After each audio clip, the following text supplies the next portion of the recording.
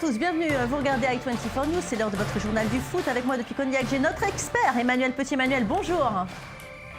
Bonjour. Merci d'être avec nous tout au long de cette émission. Il y a eu des surprises ce week-end. Et puis vous, Lise Barenbaum. Lise, bonjour. Vous avez tout lu, alors vous allez nous accompagner aujourd'hui.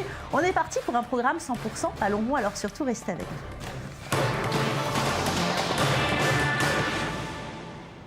Puis en ouverture de cette émission, vous le devez le savoir, Claude Makélélé a été démis de ses fonctions d'entraîneur de Bastia. C'est ce qu'a indiqué le club ce lundi. Cette annonce fait suite à la nouvelle défaite des Insulaires samedi face à Guingamp, 1-0. On va regarder maintenant les résultats de cette 12e journée de Ligue 1. Marseille qui reprend sa marche en avant et qui s'impose difficilement. 2-1 sur Lens. Bordeaux bat Toulouse 2-1. Monaco qui rate l'occasion de remonter en concédant le match nul. 1-1 contre Reims. Le PSG gagne in extremis sur le terrain de Lorient 2-1.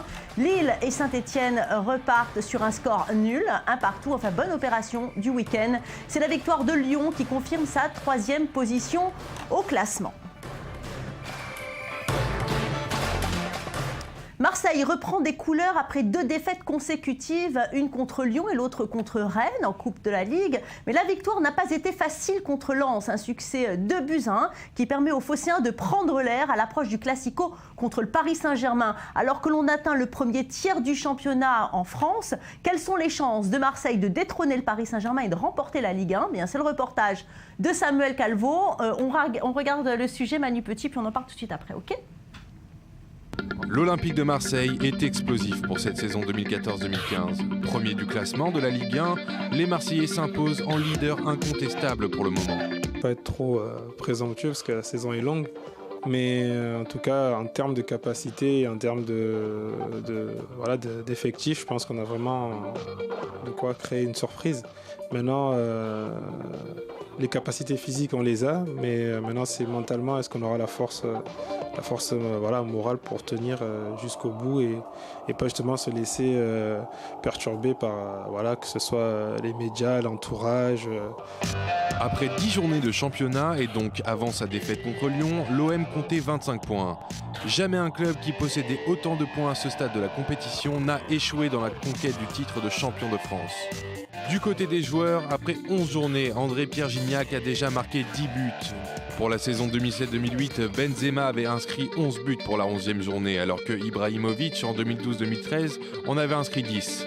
Cette saison, l'Olympique de Marseille a systématiquement gagné après avoir ouvert le score en Ligue 1. Le flegme du nouvel entraîneur argentin y est sûrement pour quelque chose. Je ne me suis pas donné d'objectif car mon objectif c'est d'essayer de gagner le prochain match. Le 9 novembre pour le Classico, Marseille va devoir aborder le match avec une défense affaiblie. Brice Diadjedje, Jérémy Morel, De Guerland ainsi que André Ayou et encore Alexis Romao ne seront pas de la partie. À l'issue de ce match, Marseille pourra confirmer son statut de champion. Manu Petit, il y a eu un coup de mou chez les Phocéens, mais là ça semble rentrer dans l'ordre. Coup de mou, oui, mais à l'image du PSG, mais malgré tout, ils arrivent quand même à gagner. Alors c'est vrai que Bielsa, depuis le début de saison, utilise quasiment le même 11 titulaire, donc avec une profondeur de banc qui est pas très très grande non plus, donc il n'a pas beaucoup de solutions non plus de rechange, donc avec un jeu qui demande beaucoup d'efforts physiques dans le pressing, donc ça risque d'être compliqué. Les points positifs, c'est que Marseille n'aura plus de Coupe de la Ligue à jouer. Il ne leur reste que le championnat globalement et la Coupe de France à jouer par rapport à leurs poursuivants justement dans la course au titre. Donc c'est un avantage quand même certain. Mais il y a la CAN qui arrive également, donc au mois de janvier. Donc ils vont être privés également de joueurs majeurs, notamment Ayou et le défenseur central. Donc ça risque d'être compliqué aussi. Donc dans la balance, s'ils arrivent toujours à avoir le même réalisme offensif et défensif, pourquoi pas. Mais c'est vrai que ça risque d'être compliqué quand même sur la durée. Alors Lise Barenbaum, ça va mieux sur le terrain, mais en tout cas dans les coulisses, il y a du remue-ménage. Notamment, il y a un départ qui fait beaucoup parler de lui. Oui, il s'agit de celui de Benoît Chéroux. L'équipe recueillait ses propos cette semaine. Il était à l'OM depuis 2007 et à 33 ans, après une décision des prud'hommes, libre de tout contrat, il va quitter le club. Pourtant, il a effectué toute la préparation sous les ordres de l'entraîneur Marcelo Bielsa. Il a été remplaçant aussi lors du premier match de l'OM contre Bastia. Mais depuis, il a été mis à l'écart du groupe professionnel pour rejoindre la CFA. Pourtant, ce joueur a bien rendu service à l'OM au cours de sa carrière. Il a remporté un championnat de France et 3 Coupes de la Ligue. Il dit n'avoir aucun différend avec Bielsa. Pourtant, leur rapport était très limité. Manu, c'est triste de finir sa carrière comme ça. Surtout comme un joueur comme Benoît Chéroux, c'est rare pour le souligner dans le monde du football, mais il a toujours eu un comportement exemplaire sur et en dehors du terrain. Il a très souvent été le capitaine de l'Olympique de Marseille, souvent sous l'ère Didier Deschamps également, quand ils ont remporté de nombreux titres. Donc tout ça pour une prolongation de contrat. Il ne voulait pas revoir son salaire à la baisse, qui était quand même significative. On parle de 100 000 € par mois en moins.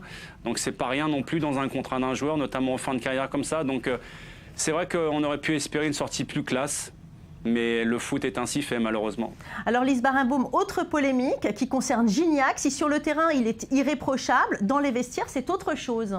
Oui, et là encore, le Figaro nous raconte les altercations entre Gignac et Brice Djadjedje. Les deux joueurs ont failli en venir aux mains sur la pelouse de Rennes. L'épisode s'est répété au réfectoire de la commanderie. Gignac a décoché un coup de poing à son coéquipier. Les deux hommes ont voulu en découdre dans les vestiaires, mais heureusement, Steve Mandanda a su ramener le calme. Vous savez ce qui se passe entre ces deux joueurs, Manu Petit? Vous êtes au courant? Vaguement, mais c'est vrai qu'entre les deux joueurs, Djadjedje et Gignac, c'est un contentieux qui date depuis quelques années quand même déjà. Donc c'est vrai que ce qui s'est passé lors du match de Rennes en Coupe de la Ligue mercredi, je vais prendre la défense quand même de Djadjedje parce qu'il subit une faute avec Ntep. Ntep qui est un des meilleurs amis de Gignac qui joue dans l'équipe adverse. Ils ont le même agent également. Donc quelque part, prendre la défense d'un joueur qui est fautif et en mettant de côté son propre coéquipier, je peux comprendre la réaction d'Adjedje, mais c'est un contentieux qui date depuis quelques années. Donc moi, ce que je constate surtout, c'est que ces altercations, ces frictions interviennent après 2 défaites consécutives, les 2 seules défaites de l'OM cette année. Donc est-ce qu'il y a un lien de cause à effet? Probablement. En tout cas, comment l'entraîneur réagit, Lise Barenbaum? Alors Marcelo Bielsa a confirmé l'existence d'un différend entre les deux joueurs en conférence de presse. Néanmoins, le technicien argentin ne sanctionnera pas ses joueurs. Écoutez sa réaction. Sí, una diferencia entre Gignac y... Oui, il y a eu une dispute entre Gignac et Djadjedje. C'est quelque chose qui arrive souvent dans une équipe de football professionnelle. Je ne sanctionne jamais mes joueurs. Je n'ai jamais pris de sanction disciplinaire dans toute ma carrière. Je crois plus au pardon qu'à la punition. Manu Petit, vous pensez qu'il devrait un peu plus intervenir finalement, l'entraîneur? Au contraire, c'est tellement rafraîchissant de voir des entraîneurs qui arrêtent de se comporter comme des pères avec leurs joueurs, mais de les laisser prendre leurs responsabilités. Franchement, Bielsa, il a autre chose à faire que de gérer le problème qu'il y a entre Gignac et Djadjedje. Et je salue justement son comportement, son attitude dans ce conflit qui n'en est pas un, parce que sincèrement, des problèmes comme ça, on en a chaque semaine dans tous les vestiaires de football. Donc je pense qu'il ne faut pas en rajouter plus et que les joueurs se concentrent. Bielsa se concentre sur le prochain match. Je pense que les deux joueurs seraient bien avisés de faire la même chose aussi. Oui, ce sont des enfantillages. Là, on va revenir sur le Paris Saint-Germain parce que le week-end prochain, c'est Paris-Marseille. Les joueurs de la capitale ont failli tomber dans un guet-apens contre Lorient, mais ils s'en sont bien tirés, Manu Petit, cette semaine. Oui, ils ont eu chaud. Je ne sais pas si le synthétique leur réussit, mais c'est vrai que depuis le début de saison, alors c'est vrai que j'entends à droite et à gauche, le PSG va pas bien, il joue mal, il y a des problèmes conflictuels, des problèmes d'ego. Qu'est-ce qui se passe autour d'Ibrahimovic? Le PSG n'a toujours pas perdu. Alors ils jouent pas bien, c'est vrai, certes, mais ils arrivent à grappiller des points, à revenir à la tête du classement. Et le jour où ça se passera mieux, ça risque d'être vraiment compliqué pour ses poursuivants. Donc à l'heure actuelle, c'est vrai que tout n'est pas bien dans le meilleur des mondes au sein du PSG. Mais il n'y a pas non plus risque en péril, donc il ne faut pas tout remettre en question. Moi, je dirais qu'à l'heure actuelle, les choses vont se remettre en l'ordre progressivement et qu'on verra le vrai PSG, je pense, dans la deuxième partie du championnat. Oui. Alors, Lise, de son côté, Lyon s'impose 3-1 grâce à un joueur qui est très prometteur, c'est Lacazette. Et évidemment, la presse en parle. Oui, alors la presse a tendance à porter au nu Gignac et pourtant au classement des buteurs européens, Lacazette arrive quand même en 2e position avec 10 réalisations à son actif. On n'est pas si loin des 17 buts de Cristiano Ronaldo et le bilan est d'autant plus brillant qu'il faut ajouter 4 passes décisives aux exploits de Lacazette. À 23 ans, il est donc impliqué dans 14 des 24 buts lyonnais en Ligue 1. Ça pourrait donner des idées à Didier Deschamps à l'avenir. Alors Manu Petit, votre préférence à vous entre Gignac et Lacazette ? Difficile, parce que moi, si j'étais sélectionneur, je prendrais vraiment des joueurs en forme. Donc il y a une ossature qui s'est dégagée depuis 1 an maintenant au sein de l'équipe de France. Donc il ne faut pas tout remettre en question à ce niveau-là. C'est tellement compliqué quand on est sélectionneur. Néanmoins, quand on a des joueurs qui arrivent à avoir une certaine régularité dans les performances, notamment Lacazette, comme Gignac, l'année dernière, je crois qu'il avait marqué 22 buts, je crois. Donc Lacazette est un jeune joueur avec un potentiel énorme. C'est l'archétype même de l'avant-centre moderne, puissant, intelligent dans le jeu, technique, roublard, et puis de plus en plus réaliste et efficace devant les buts également. Donc 23 ans, je pense qu'il a tout l'avenir devant lui et tôt ou tard, on le verra arriver en équipe de France. Allez, on va regarder le classement. Le top 3 ne bouge pas du tout. Marseille reste à nouveau en tête avec 4 points d'avance sur le Paris Saint-Germain et 5 sur l'Olympique Lyonnais. Bordeaux, Saint-Etienne et Nantes sont à l'affût alors que Monaco, Metz, Montpellier et Nice complètent le reste de la première partie du tableau. Allez, on passe tout de suite au foot anglais. Et en Première Ligue, on a joué également ce week-end et c'est Manchester City qui remporte le derby de Manchester. 1-0. Chelsea s'impose 2-1 sur Queen Park Rangers. Arsenal gagne 3-0 sur Burnley grâce notamment à un doublé de Sanchez. Liverpool perd à nouveau, cette fois-ci sur le terrain de Newcastle. Enfin, la surprise de ce début de saison, c'est Southampton qui gagne 1-0 face à Hull City et qui reste donc en seconde position du championnat derrière Chelsea.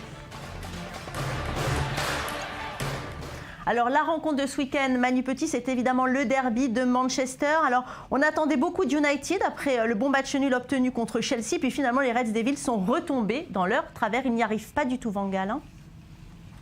Non, mais je crois qu'ils vont traîner comme un boulet toute la saison leur défense. Alors c'est vrai qu'à la décharge de Louis Van Gaal, il n'a jamais eu la possibilité d'aligner une défense type. Mais c'est vrai que ça manque cruellement d'expérience, de malice. Et puis de dureté dans le jeu. Et c'est vrai que le tournant du match, c'est l'expulsion de Smalling à la 37e minute, je crois. Donc derrière, City a ouvert le score. Entre-temps, De Gea, le gardien de but de Manchester, a sauvé une multitude d'occasions de la part des joueurs de City. Ils ont manqué de réalisme, les joueurs de City. Mais finalement, je trouve que c'est plutôt mérité pour City d'avoir remporté ce derby. Mais c'est quand même inquiétant pour Louis Van Gaal parce que si on fait un titre de comparaison avec son prédécesseur Moyes avait 40 millions de pounds à sa disposition sur le marché des transferts. Louis Van Gaal en a 200 et pourtant Louis Van Gaal fait un plus mauvais départ de saison que son prédécesseur. Donc mais vous pensez qu'il va y arriver quand même d'ici la fin de la saison? Parce que des fois on peut partir doucement et puis arriver très bien finalement. Ils viennent de perdre Smalling sur expulsion. Il y a Royo également, je crois qu'il s'est disloqué l'épaule en défense. Déjà qu'il y a une pénurie de joueurs défensifs et que c'est le point faible de cette équipe, assurément. Je crois qu'on ne peut pas être performant si on a des faiblesses, des carences aussi criardes en défense. Et franchement, Manchester, qui était réputé pour avoir une défense solide depuis très très longtemps, ça fait peine à voir quand même. Oui, alors c'est vrai que c'est très inquiétant. On va d'ailleurs écouter les deux entraîneurs à l'issue de cette rencontre. Une des choses importantes de ce match, c'est de ne pas avoir encaissé de but. C'est toujours difficile, c'est toujours plus compliqué de gagner si l'on encaisse un but. On doit jouer précipitamment pour remonter au score et on doit jouer contre le temps.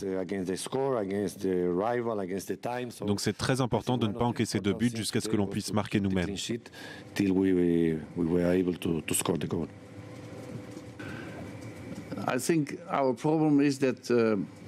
Notre problème a été en première mi-temps de perdre trop de ballons faciles alors que nous n'étions pas sous pression. C'était un match tactique et nous devons progresser en ce sens. Alors Lise Barenbaum, dans la presse, on a évidemment beaucoup parlé de ce derby de Manchester, surtout que c'était un match avec des enjeux financiers très importants, surtout depuis l'apport financier d'Abu Dhabi. Oui, c'est un derby qui vaut cher entre les deux ennemis. Le site football.fr nous livre son analyse. United pèse 2,36 milliards d'euros. De leur côté, les Citizens, avec leurs 724,6 millions d'euros, ne sont pas à plaindre. Une puissance financière qui est un véritable atout sur le marché des transferts. On se souvient que les Red Devils ont recruté à l'appel cet été, notamment Angel Di Maria pour 75 millions d'euros. Les Citizens, à cause du fair play financier, étaient plus limités, mais ils ont quand même réussi à attirer Eliakim Mangala pour 54 millions d'euros. Donc ça va, sur cette base-là, l'équipe type de United coûte 357 millions d'euros, alors que celle de City coûte 315 millions d'euros. Alors en parlant de gros sous, le football devient un spectacle de plus en plus inaccessible, justement en Angleterre. Oui, et le Figaro analyse les chiffres rendus par la BBC sur les tarifs pratiqués par les clubs anglais envers leurs supporters. Alors sachez que les fans d'Arsenal sont les plus mal lotis avec des abonnements qui commencent à 1 295 € par an, alors que Manchester City fait des efforts puisqu'on peut s'abonner pour seulement 380 € la saison. À Chelsea, un match ne coûte pas moins de 65 € le billet, alors que les billets les moins chers se trouvent à Newcastle pour 20 €. Et pour la petite histoire, si vous voulez boire une tasse de thé anglais dans les tribunes, eh bien elle n'est pas tarifée de la même façon partout, c'est 2,30 € à Manchester City contre 3,20 € à United quand même. Alors Manu, on vient d'entendre des chiffres absolument faramineux. Est-ce qu'on peut dire que le football est encore un sport populaire quand on arrive à ce niveau-là de tarifs ? Ça l'est de moins en moins. On dirait que le prix des tickets s'adresse de plus en plus à des classes aisées et de moins en moins à des classes populaires. C'est quand même dommage parce que ce qui fait vraiment la beauté et la magie du football anglais, c'est la ferveur du public. Moi qui ai joué pendant tellement d'années, franchement, c'est un bonheur immense de jouer devant ces publics, cette ferveur. Mais si on enlève justement... Rappelez-vous d'ailleurs ce qu'a dit Mourinho ce week-end par rapport au public de Chelsea, et qui le critiquait justement par son manque d'implication, de soutien. Quelque part, on récolte ce qu'on a semé depuis une décennie. Donc on s'oriente vraiment vers une distinction des classes sociales au sein des supporters de la Première Ligue et c'est vraiment dommage. Merci beaucoup Manu Petit, merci à vous Lise Barenbaum. C'est fini pour aujourd'hui. Merci de votre fidélité à nos programmes sportifs. On se retrouve exactement demain pour la suite de l'actualité du sport. Restez avec nous car l'info continue et c'est évidemment sur i24 News.